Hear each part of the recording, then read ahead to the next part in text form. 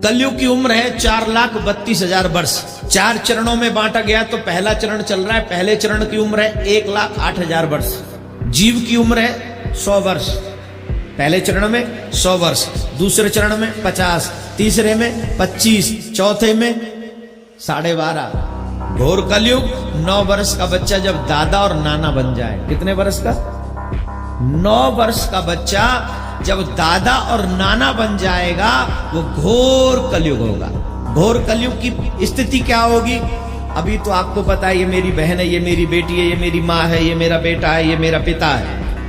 घोर कलयुग उसको कहेंगे जहां पर कोई भी संबंध सुरक्षित ही नहीं होगा, जहां पर न बेटी है, न बहन है, न माँ है, न पिता है, न भैया है। हाँ, कोई संबंध सुरक्षित नहीं है। पशुवत व्यवहार हो जाएगा।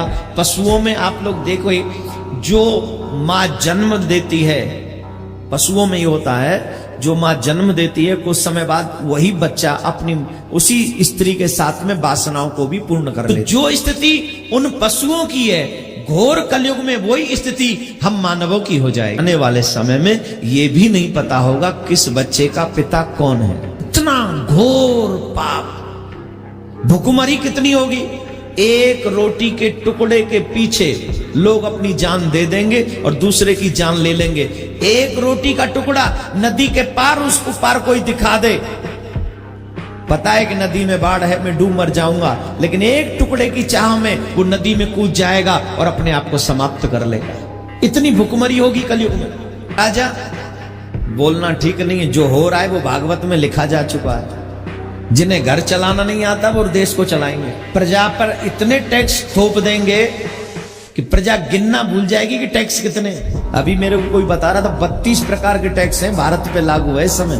32 प्रकार के टैक्स हम और आप चुकाते हैं। ये तो कुछ नहीं, टैक्स अभी और बढ़ेंगे। कलयुग के राजा कलयुग की प्रजा का शोषण करेंगे। आप सबसे एक प्रार्थना, क्या आप कलयुग में व्यक्ति की हाइट कितनी होगी बताऊं? चने के पेड़ के नीचे बैठ के छांव लिया करेगा। चने का पेड़ देखा है? चने का झाड़ कितना बड़ा है? इतना सा होता है चने का झाड़, इतना ही होता होगा। और उस चने के झाड़ के नीचे बैठकर व्यक्ति छांव लिया करेगा। इतना रह जाएगा कलयुग का व्यक्ति हाइट में। पाप के सिवा कुछ और नहीं होगा कलयुग में। हे मेरे भाई, इसीलिए मैं कहता हूं, अभी नहीं भगवान से प्यार कर सकते हो, भगवान के तीर्थ में जा सकते हो। तुम्हें पता है सारे रिश्तों की मान मर्यादा है, माँ बाप भाई बहन सब की मर्यादाएं। लेकिन जब अभी नहीं कर सके तो फिर तुम कभी नहीं कर पाओगे। और ये मानव जीवन व्यर्थ मत जाने देना मेरे भाई बहन।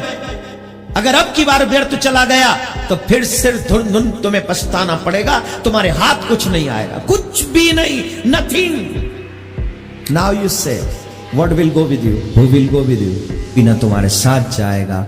एक राजा की कथा है, ध्यान से सुनना। एक राजा को बड़ा अभिमान था, मेरे पास बहुत धन है, बहुत। किसी से मुंह सीधे बात नहीं करता था, किसी से नहीं बात करता था सीधे मुंह। एक दिन एक मस्त मलंग फकीर चले आए और राजा की बराबर में जाकर बैठ गए।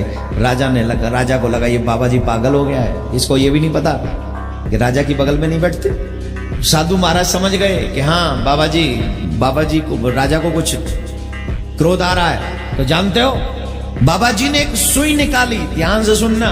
बाबा जी ने अपने जेब में से एक सुई निकाली और कहने लगे, बाबा जी बोले, राजा मैं फकीर हूं, मुझे ये लोग ये सुई लेके जाने नहीं देंगे, लेकिन ये सुई मेरे बड़े काम की है, इसके बिना मैं कोई काम नहीं चला सकता। एक काम करोगे, तुम तो राजा हो, तुम तो बहुत कुछ लेके आओगे, एक मेरी ये सुई ले आना और जब तुम ऊपर मिलोगे तो मुझे दे देना, मैं अपना काम चलाता रहूंगा।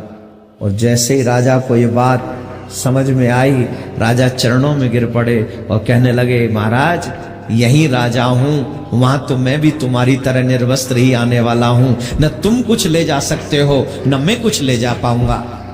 Nothing will go with you my dear, nothing will go with you. सुई भी नहीं जाएगी तुम्हारे साथ। जाएगा तो तुम्हारा किया हुआ ये सुंदर कर्म तुम्हारे साथ जाएगा, जो तुमने कथा सुनकर किया है, जीवन में सत्कर्म किया है, आगे भी जो करोगे वही साथ जाएगा।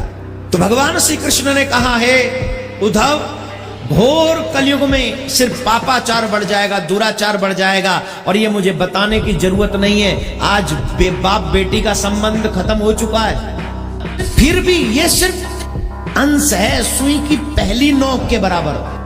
आने वाला भयंकर समय है। इसीलिए मेरे भाई बहन जो यहां बैठे हैं, आज मैं आपको समझा सकता हूं कि अगर अपना कल्याण चाहते हो तो इसी जन्म में ऐसे कर जाओ कि दोबारा पुनर्जन्म ना हो, और फिर हम 84 के चक्कर में ना पड़े।